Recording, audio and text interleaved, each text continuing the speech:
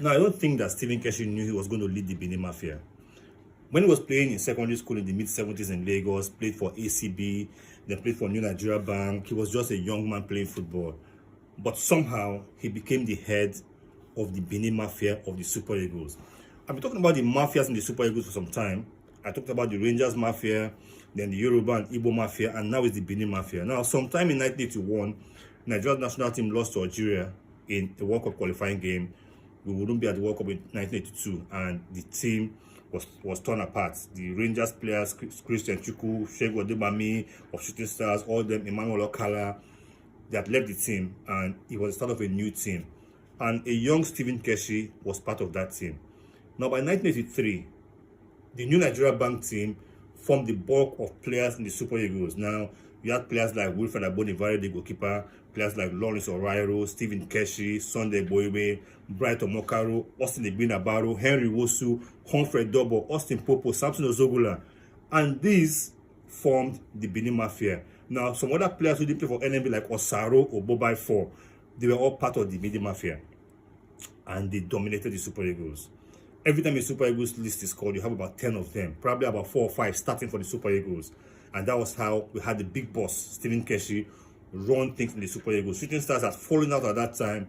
Leventis United, we had the major team in Ibadan at that time, but a lot of their players, or a few of their players, were not even Nigerians, like Edward Ansah, the goalkeeper, like John Benson. But there's some other players like James Etekobe, players like Matthew Oyema, players like Bumi Adigun, players like Wole Odegbami, but not as good as the NMB players. Then we had some foreign-based players that come to the national team like John Chiedozie and the rest of them.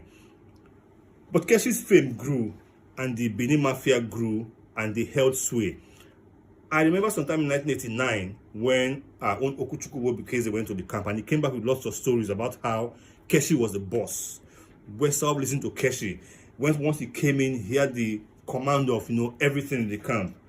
And that's the story of the Benin Mafia. But sometime in 1985, the Nigeria Football Association, in a very ill-advised decision, decided to suspend 5 players from the national team, or ban 5 players from playing football anywhere in the world.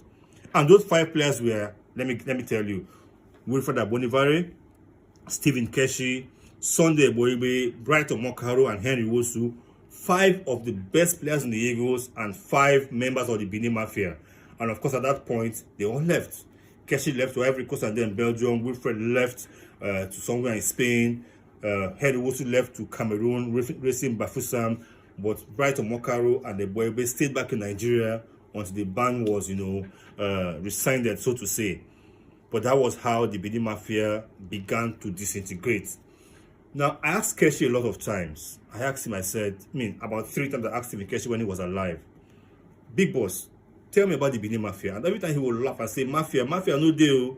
We are just young boys from Benin who we are playing together in our club, and we're not in the national team. And of course, because we are from the same area, we bonded together, we did things together, and people now call us a mafia. I have no idea what a mafia is. I was just a young boy playing for the Super Eagles.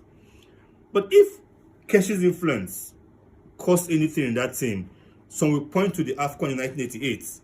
Stephen Keshi played just 2 games in that AFCON, the opening game and the final game, because he had club activities at Anderlecht in Belgium. Now, after the opening game, the central defensive formation was Sunday Boibe and Andrew Uwe, and they played so well together. But when Keshi came back for the final, it should have been Boibe and Uwe, or Keshi and Andrew Uwe. But I hear that Keshi requested to play in central defense with his own friend, Sunday Boibe, because they had been together since 1983. And that was how Keshi and Boibe played the final together. But by the time Keshi's career ended with the national team in 1984, it brought about the end of the Benin Mafia. Was it a bad thing they had the Benin Mafia? No. There was a group of young boys who grew up together in Benin and who played for the national team. And of course, they stayed together in most of the things they did. The Benin Mafia ended, and we had the Aba Mafia for a brief spell, and then the Kaduna Mafia. But that'll be the next video.